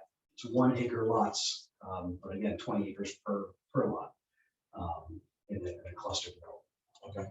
So, And that was, when he did design that, we talked about building a lake, make it like a lakefront property. yeah, there was the concept that included an artificial lake and some other things with it. So, yeah, we can bring that back. I'll dig up the plan and as a redevelopment. Where would that be? Across the street from you. Yeah. Pretty much. Yeah, pretty much, quite literally. I vote no. Yeah, pretty much right across. No one knew. I've had it for 40 years, I don't want to dance. Well, that is one area that we need to explore because that's one housing type that we don't offer in Egg Harbor City. We have a couple maybe, you know, Donna or the Weeks or whatever, but we really do. There are people that want to buy acreage and have, you know, privacy and live in the woods. Yeah, Not that we're chopping down trees and clear cutting, but yeah. people want, it's very popular to want to live in the woods. Sure, and with that, with the cluster development, you can do an acre per, you can do 5 acres per, you can find a configuration that allows you to be off of Philadelphia Avenue, sort of be secluded, everyone has a large chunk of land, and you're right, you're not, you know, you're preserving a large section of woods in perpetuity in order to make that development. So, Now, do we own all that land? yeah, there's little pockets that have to get sorted out in the tax office, but for the most part. Because that's what we ran into when we bought our house, and lots in front of ours are owned by other people. Sure. Yeah, well, there are a lot of lots in town where there are like liens from the 20s and 30s and 40s. Yeah. Yeah, we live in a very complicated town for tax purposes. Yeah, if it's okay with the mayor and council, I mean, if you want to dig into the archives, bring that back to attention. And there's also 2 or 3 lots that are buildable, 20 acres, according to Tim Michael, On the on opposite side. right inside, North side. yeah, Yeah. right past the lake. Yep. They butt up, the front would be on Philadelphia Avenue, I think, Yeah, but they go back. yeah, they're on the sort of northwest side. If you're heading northeast, they're on the left side. Yeah, there's some developable property there, but again, it's R20F, so 20 acres per lot. So that would involve like vacating streets and things like that to you know, it's just contiguous parcels. Because everything, your grid block pattern that you see in town here on the tax map extends all the way out to the river, with the exception of some harbors and things that are never had. But you know that block pattern is not conducive to development patterns that are desirable now, and what pilots are making it. So I mean, you can see it. There's actually a property when we did the north subdivision. There's one guy that his house on the entire block. And the reason for that was the zoning at the time was R32F, so he up to 3.2 acres, which was a city block, in order to develop. So the city vacated that street, and then we came through a little higher density subdivision later. So Yeah, I have a whole lot, yeah, yeah. but my address is Cincinnati Avenue. Go figure. My driveway's in Philadelphia. Yep. Yeah, it's like I said, that grid pattern definitely complicates things as you get farther away from the developed area. You get some really bizarre addresses and really weird development patterns. One of the reasons we haven't been able to sell the cabin at the lake is because of these ordinances where you have to have certain X amount of acreages attached to it. And Yes. that cabin is only a little tiny piece. You Yeah, can't sell it. it complicates things because technically a sale would be a change of use and that triggers use that to meet the requirements. So yeah, definitely complicates things, but most of the time, if you have an objective, you can sort of find something that works. Yeah, if there's a way to uncomplicate it, that would be great. So maybe over the next month or two, take that up, then we can address it. Yeah, that's the list. Anybody, Brian, when we start to look into redoing some more streets, Mhm. can we really look into, I believe it's between Baltimore and Raymond and Camp Street? I believe less than 2 weeks ago, we almost lost 2 young teenagers in a car accident due to the potholes. I actually drove down there and it's not really as bad as I thought. It's bad, I blew my socks out. That's horrible. We should Current really, litigation going on, we shouldn't speak of it, right? That's Yeah. one I sent you. Oh, yeah. Yeah, but yeah, if we can look at it doing our group. Well, that's the one thing that we have talked about numerous times over the years that we don't really have is a good sort of inventory of conditions. We know anecdotally, I can give you a list of high-pressure roads. Yeah. Various places. But, you know, trying to sort of prioritize and figure out who goes next, you know, that's something we sort of always struggle with. You did submit a road plan Yeah. that we tabled. Yeah, we gave a A year ago. proposal, probably 2 years ago now. Yeah. It was pre-pandemic. it was topic conversation to walk all the Yeah. streets and I think it was like 25 grand to do it. it's on. Yeah, I I think it's have just it. under 20, but yeah, essentially you have some walk all the streets, we have like a rating form, and sort of evaluate everything, so like, okay, which one's really the worst, and you know, which one should we do first before it really falls apart? Sometimes it's a little counterintuitive, sometimes the road condition sort of looks a little better, but you're sort of on the cusp of losing the road base, things like that. And if you can go in and do some work and, you know, sort of protect the subgrade, you can save yourself a lot of time and aggravation. And they have filled in, I did look, they are filling in the potholes there, they have been. I Yeah, can see, I it's can just tell where you, the road's broken down, I guess. yeah, I just, didn't see that big of a problem. well, I'm not familiar with that location, Frank, but in talking to Keith, he has called me a whole bunch lately. He has been actively, you know, aggressively pursuing fixes that he can do. You know, things are within his capabilities. Just trying to extend road life or fix problems or, you know, sort of string things along to come up with a more robust solution. The good example, Washington Avenue, we got, you know, he sort of improvised. We had millings coming off of Chicago Avenue, so that profile mill overlay, gutter line. And, you know, he was able to repurpose that same material, take asphalt in place, put it somewhere else, get back as best you can. Sort of extends and improves the condition at, you know, very little cost. So it was a good thing. All right, please, somebody else have a question? Are you not, I'm sorry. No, I'm good. Okay. I have two things. First, I would like to read a letter from a resident. It says, to whom it may concern, my name is Heather Long. Me and my husband, Christopher Morris, were wondering if by any chance we could possibly get a handicap or special needs children's sign on the 100 block of Washington Avenue. We have two autistic boys who go to Atlantic County Special Services School, and their bus picks them up out in front of our house. I've been hoping you could please put a sign up there to bring awareness that there are special needs children on this block, so maybe people would be considerate and slow down. Thank you for your time, Heather Long, 108 Washington Avenue at Carver City. This letter is dated 5/10/2022. We've done that in the past, correct? So they were told they had to submit a letter. So I wanted the letter read, and I believe I gave it to Meg. Yes. Okay, and the second thing, I was at the post office on Monday.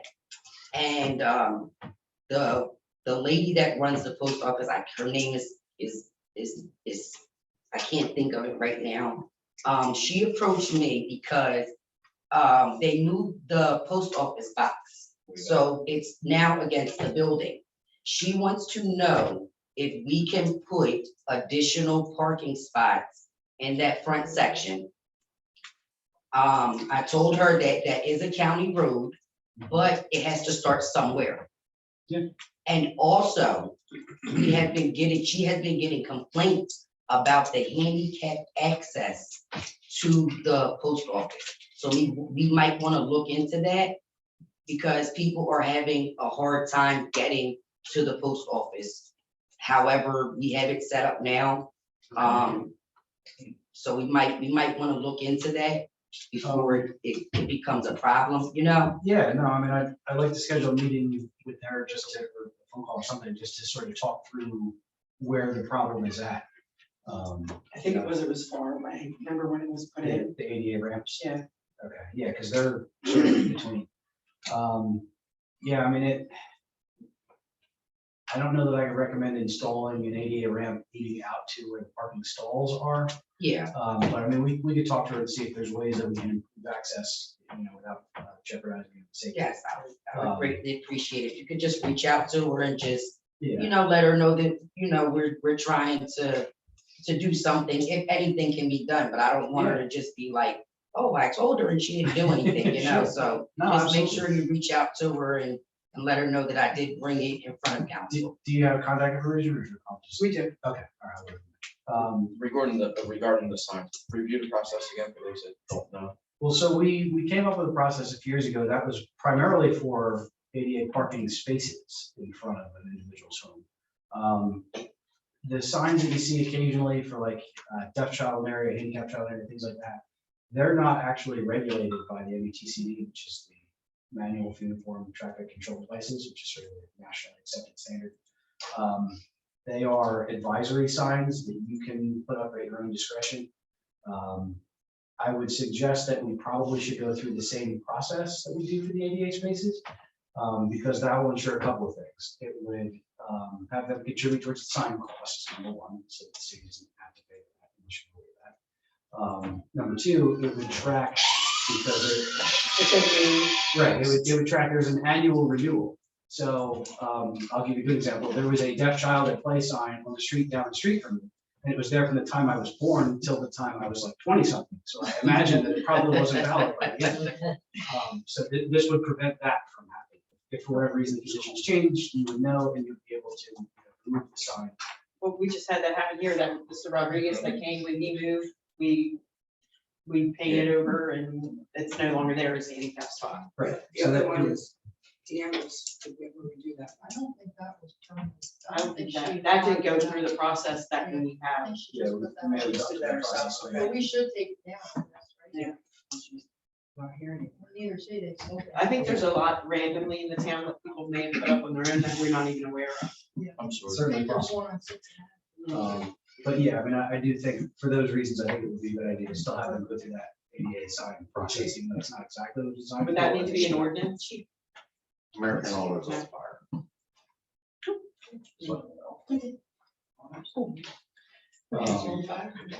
Yeah, That's good. that's it for me. All right, so, to get that process started for the signs for that resident. Do we want to have, you have their address and everything? We have it. Okay, yeah, I mean, I just give the application and have them submit the application. Okay. And then obviously it'll be a different sign, but I can help you get it ordered or whatever it needs. Some assistance. Thank you. They've been trying to do Yeah, this for since a while. 2009, they've been asking, and, yeah. He said he dropped the letter off today, and gave it to me too, which is that. This is the first letter, I think we told him a letter a while ago. Yeah, it Yeah. was like 6 months ago, and I didn't see him, so I finally saw him, and I'm like, you gotta write a letter. Yeah. And I can tell you that, that 100 block, it's pretty dangerous. It's pretty dangerous, so. People coming off the bike. Yes, and if you don't know that those kids are there, you're just gonna blow past them, and a lot of times they'll be like kind of close to the curb, but in the street. Yeah. And they're just kind of sitting in front of their house or whatever, but I've seen times where cars go flowing past and almost knock the kids over. So we need to address that, before it becomes a problem. Yeah, understood.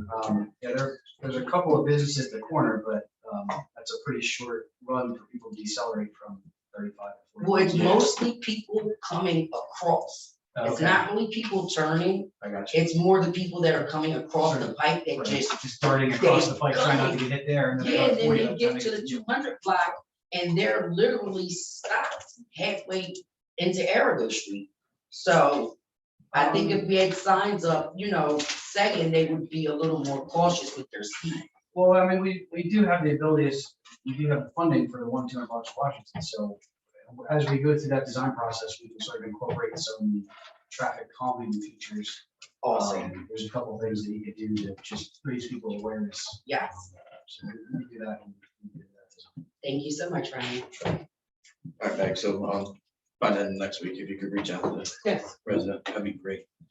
So, thank you. Anybody else for, Ryan? I have one question. Chief. for Ryan. Yes. Sorry, Ryan. I don't know, so the request to Ryan or to you there.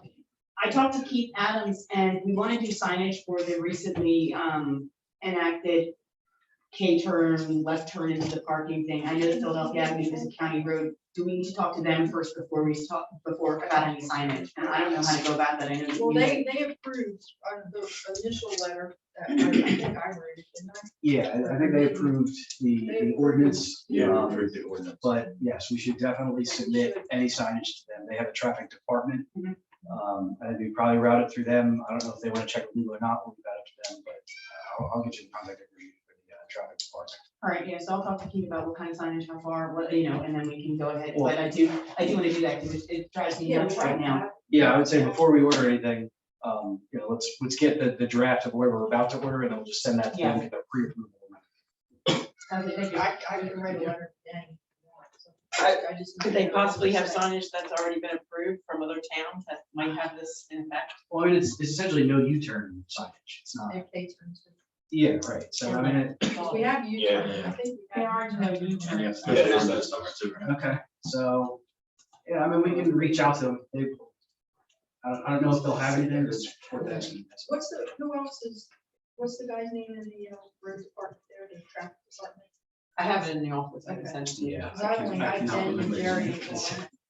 No, there's a couple guys, John Peterson is the head of the planning and engineering. But under that, they have a traffic department, and they're the guys who actually go out and install the signage. So my feeling is we just start there. Because if it's signs that they would go up and put out, then, we're fine. If they'll sign off on it. It's up to them whether they want to take it to the legal department or wherever else. To me, we'll go through the traffic department, let them get the approval through them, and then. Maureen, I have a question. Sure. Could you tell me what is taking place at the bowling alley now? The trees. With the clearing? Yes. Okay, so, some non-permitted clearing was conducted. And, I advised code enforcement that, that may be an issue for the Pinelands Commission, and that there are mapped wetlands behind the bowling alley. So we put him in touch with the commission, and said, we've done some clearing here, you really need a permit for that, you should talk to the Pinelands and see what they have to say. They will let them be the bad guy. And it turns out we were correct, and he has to replant trees in a 10 by 10 grid pretty soon. So, It's a hot mess. yeah, so he'll have to be revegetating that whole area. He doesn't have any certain amount of time he has to do it by. Not that I'm aware of, to be honest, we have tried to stay out of the loop because, it's not really a popular thing. Sure. So I'm aware that he's in communication with the Pinelands Commission. We saw their initial correspondence, just so we had an idea what was going on. And then, after that, technically that Pinelands doesn't have enforcement power, but you can never do anything there again and get a permit. So it's usually in your best interest to comply with what they're. Just a quick follow-up on that. How would someone know? Like, how would they know that So- they're not allowed to do that? Because that seems to be a problem, because Sure, so they were told one thing, but that wasn't really the case. the city's ordinance defines major development. But who would give that information, I guess? Well, anytime you go to do clearing, grading, building, anything like that, you have to come to the city for a zoning permit. Just, it's essentially a sign off to say, okay, what you're proposing complies with zoning. That would not have complied with zoning because it's clearing or grading of greater than 5,000 feet. So it would have been classified as major development. He would have come in an application. Pinelands has the same rules, so he would be needed an application, submit an application to them. So I don't know who you asked or who you talked to, or, yeah, you Give come them in, that correct information. anyone who is doing, planning to do any construction or demolition or anything, should come to the office. They have any questions, I get frequent phone calls. So, we try to point people in the right direction. And any demolition even, most of the structures in this town, I should say, many of the structures in this town are older than 50 years old. You need a permit from Pinelands to demolish or partially demolish any structure over 50 years. So like we demolished your well house, which is literally a cinder block and a reinforced concrete slab. We need a permit from Pinelands to make sure it wasn't a historical structure. And you build a parking garage, but you still need that permit. So, there's a lot of things that require permits. But yeah, anyone who's doing anything, clearing, grading, construction, demolition, etc. Come into the planning and zoning, talk to code enforcement. If they're not sure, they call me. We'll get you in the right direction. Thank you. Sure. I got one more question.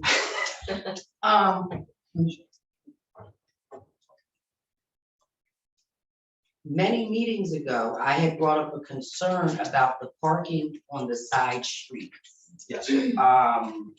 Any update on that? I mean, we could have an ordinance meeting to go through it. I mean, we sort of talked about the parameters and the width of your at, and how one's parking on one side would make sense.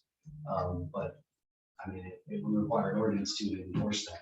We can review it in detail. We already have that in some sections.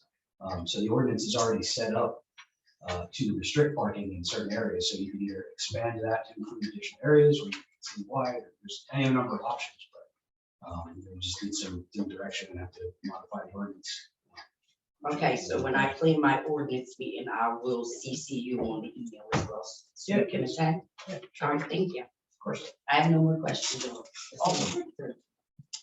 So we got Bike MS coming through town on September 24th, 25th. City is right. Have a motion to approve their route of travel. Second. All in favor? Aye. All right, we have a representative from Comcast here, for a public hearing, Comcast of South Jersey LLC, for the renewal of its municipal consent to own, operate, extend, and maintain a cable television and cable communications system in the city of Egg Harbor, and is held in accordance with NJSA 4858-23 and NJAC 1418-1146. And all other applicable statutory and regulatory provisions. I'd like to invite him up right now. Thank you. How you doing tonight? Sorry for the wait. No, it's all right. I wish that my portion was just worth it. For you all. My name is Fred DeAndre. I'm the Senior Director of Government Affairs for Comcast, New Jersey. I just want to thank the governing body for holding this public hearing tonight on Comcast's franchise. It is required by both state and federal laws. Our franchise is simply our license to operate in the city. As Council President said, to build, operate, and maintain our cable system. We started this process in 2018 by providing notice to the township of our intent to renew our franchise agreement. And we sent out the application late last year, which details Comcast qualifications to provide service to the city. We sent that out late last year, and that's available in the clerk's office for examination by the public. I'll say that our license is not exclusive. It doesn't prevent any other providers from coming in, so you're not making a decision on Comcast being the only provider in town. And there's actually no action required by the governing body this evening. It's merely an opportunity for Comcast and governing body to hear from any members of the public who would like to comment on Comcast's performance. Before I open it up to questions, I just want to point out, you may have heard news earlier this week that the Biden administration had announced a new FCC program called the Affordable Connectivity Program. This is a federal subsidy for low-income households. It's based off of a number of federal programs, Medicaid, SNAP benefits, free and reduced school lunch. It's basically set up, it's also 200% of the poverty line qualification per household, and then that's based on the number of folks in a household. So that's it. Comcast is a participating provider. So it's a $30 subsidy. We're one of several ISPs that had voluntarily agreed to do this program and offer service at that $30 price point. It's 100 megabits per second downstream, 10 megabits per second upstream. It's called Internet Essentials Plus. We launched a low income service back in 2011 called Internet Essentials. That price at the time was launched at $9.95, and it still remains at $9.95 today. We've made several enhancements over the past decade plus of that program that your residents can take advantage of. But right now, if they qualify for the ACP federal benefit, internet is available at no cost. You don't have any deployment issues in the city. We're available throughout your municipality. So really, if folks meet the guidelines of the federal ACP program, they could get internet service at no cost. So I can, maybe send information to you to leave at City Hall, or if you have anyone who calls I details. sent that to the school, and I think they do. They did it. Thank you, Yeah, Mary. so I know. Yeah, I should mention that the school district has been an excellent partner on Internet Essentials for years, and have sent, when we launched it, it was, the eligibility was based on the National Free School Lunch Program, so school districts were a natural partner for us to work with, needing some of the food service providers for those schools when they're trying to get those applications filled for the National School Lunch Program. They would also send out information about our Internet Essentials program. So we very much appreciate the partnership with local government, school districts, and nonprofits that have been tremendous. So with that, I'm happy to entertain any questions from the the governing body or members of the public. The only question I would have is for the public, if they were to look into this, where would they find the thresholds or qualifications? The Biden administration announced a new website today, so I'm glad you mentioned it, because I forgot that, I should have added it. You can go to getinternet.gov. Okay. A simple web search will also find it. The FCC, you verify your eligibility through the FCC website, and then they can link you to your existing service provider. Okay. And Comcast is one of those approved providers. Okay, great. Anybody else have any questions? Anybody from the public have any questions out there? Yes, I do. Good evening, Ms. Galloway. How are you? How are you? I'm fine. You're doing well. I'm wondering if Comcast is going to be doing any kind of upgrades to the communications equipment at City Hall like they've done in the past. Sustainable Egg Harbor City applied for a grant to purchase microphones and recording equipment so that it could be played on YouTube or on Comcast channel, but we did not get that grant. I'm ashamed to say we didn't get it. I don't know why. We're going to have a meeting with Sustainable Jersey on Tuesday with Jody to find out why we didn't get that grant. But I'm wondering if Comcast can step in and help the city equip this room, because I did not hear any of the engineer's report. He's facing you and not the camera or the computer. And it's really difficult to hear conversations. And I have my audio turned way up. So I'm wondering if Comcast can help the city provide that better communication with the public.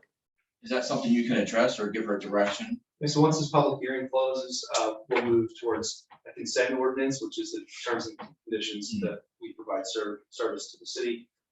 It's certainly a negotiable item that we can look at, and something that funding that's been provided to other municipalities, they've opted to use that for cameras, microphones, those types of upgrades. So it's an appropriate use and something that the city can look at as part of this agreement. Okay, great. Does that answer your question, Ms. Galloway? Yeah, that'd be great. Thank you. Thank you. All right, anybody else from the public? All right, I'd like to close the, Second. all right. All in favor? Thank you again for having me. Absolutely. Thank you. Again, we apologize for the delay.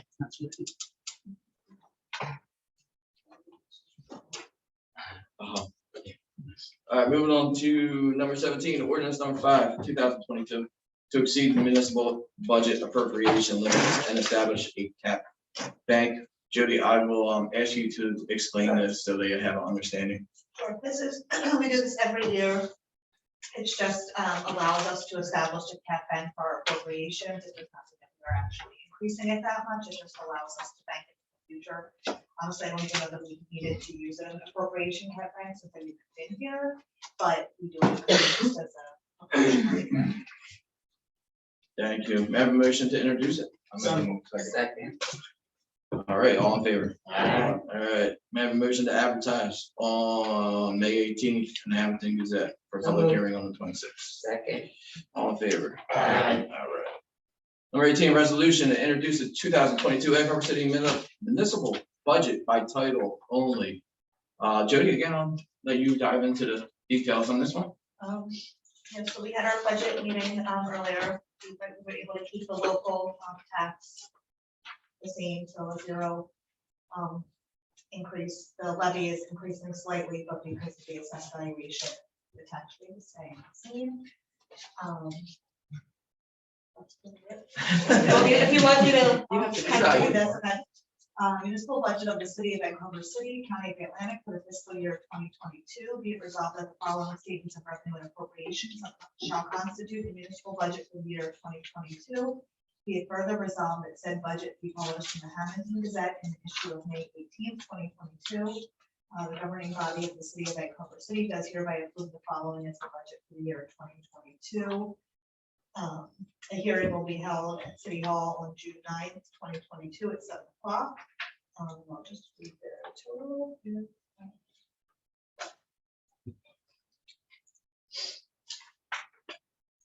$7,000,000 $50,820.59. Yeah. Sorry, a motion. I'll make a second. All right, roll call, please. Brown, Yes. Heist, Yes. Hesse, Yes. Sefton, Yes. Timbers, Yes. Tricol, Yes. Wright, Yes. Ritchie. Yes. We also have a motion to advertise in the Gazette on the 18th for the hearing on the 9th. Second. All in favor? Aye. All right, resolution number 19, resolution approving the memorandum of agreement for the 2022 through 2024 PVA contract. Nobody has any comments, or questions about this? May I have a motion to So approve? moved. Second.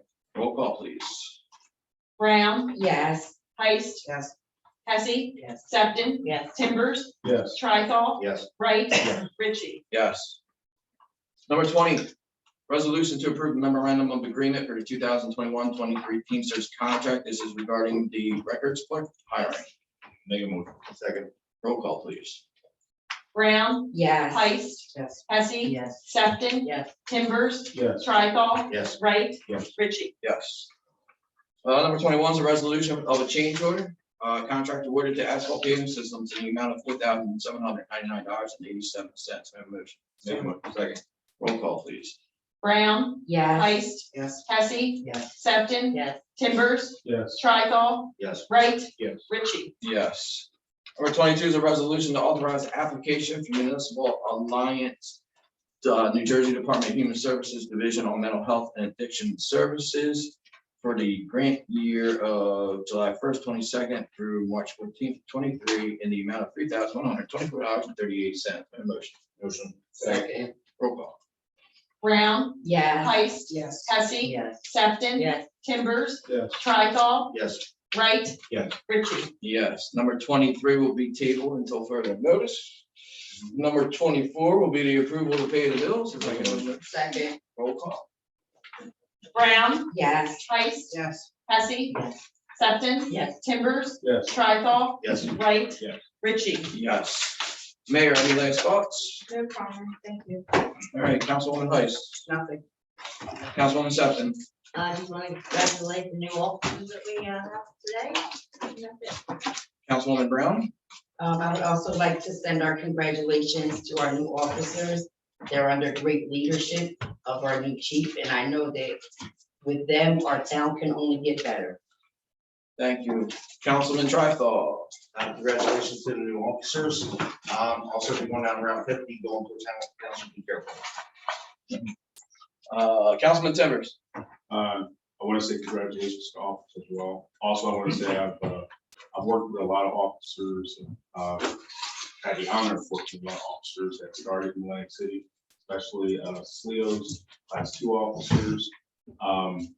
It is not easy to get where they were able to arrive. So I wanted to really let them know that they deserve a lot of congratulations.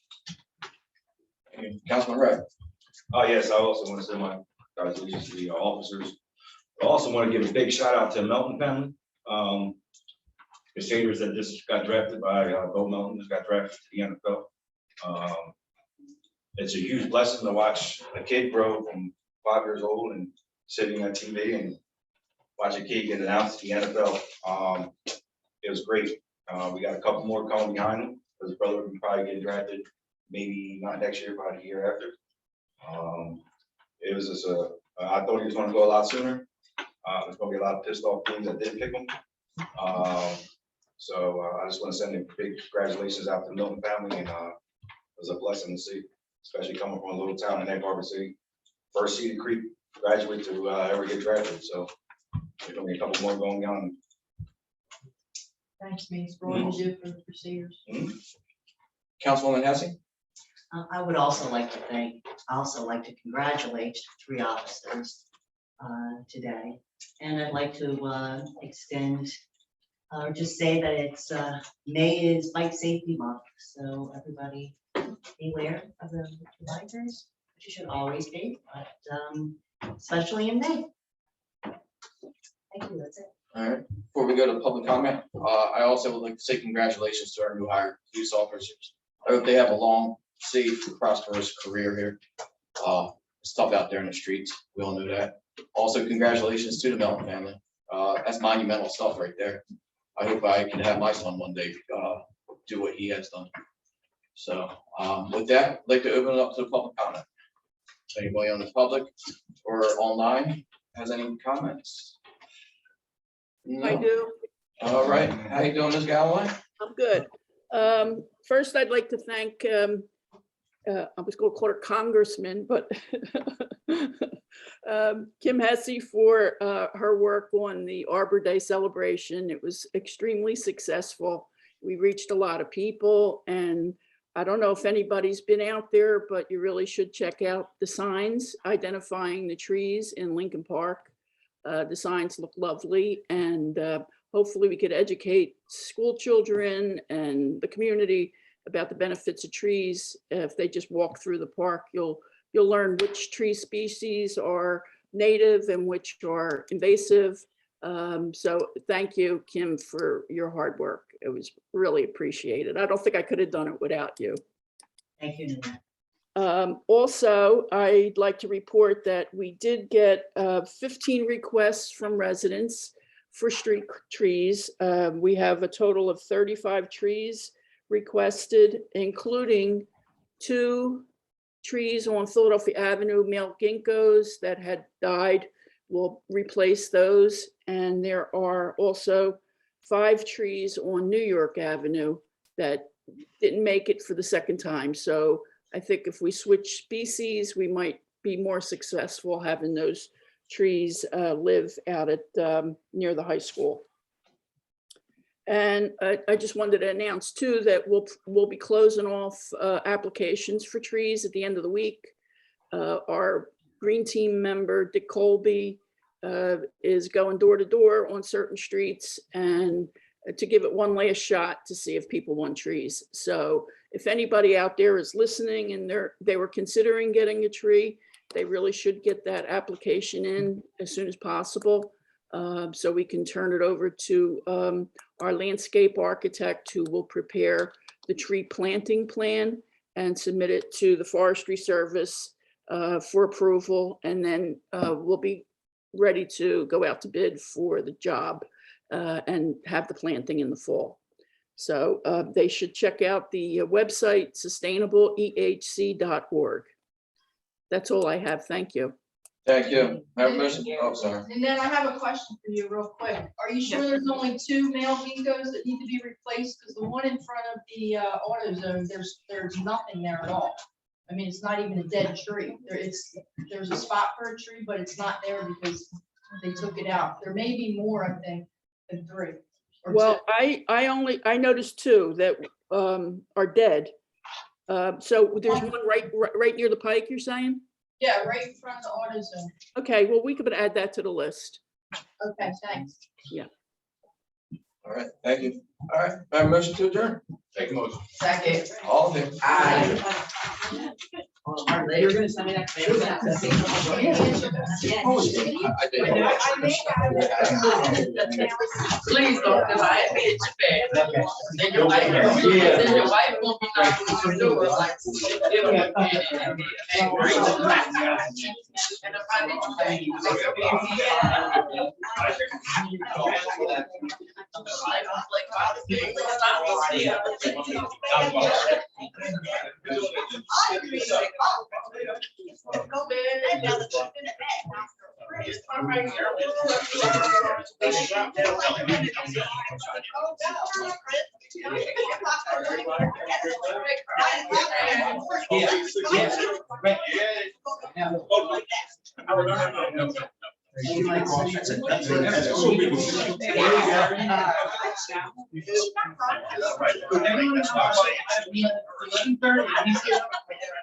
Please go to sleep. Yeah, there you go. Yeah. So I was there.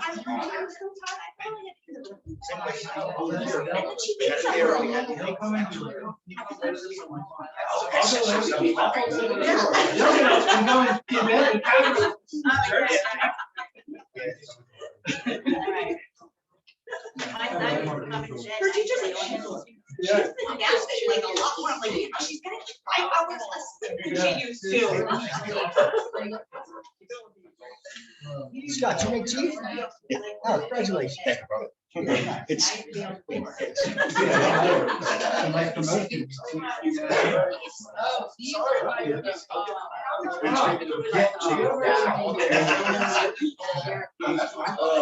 Thanks, Mike. They have not really responded on that in quite some time. Sorry, good night. It's still. Still, in fact, not released.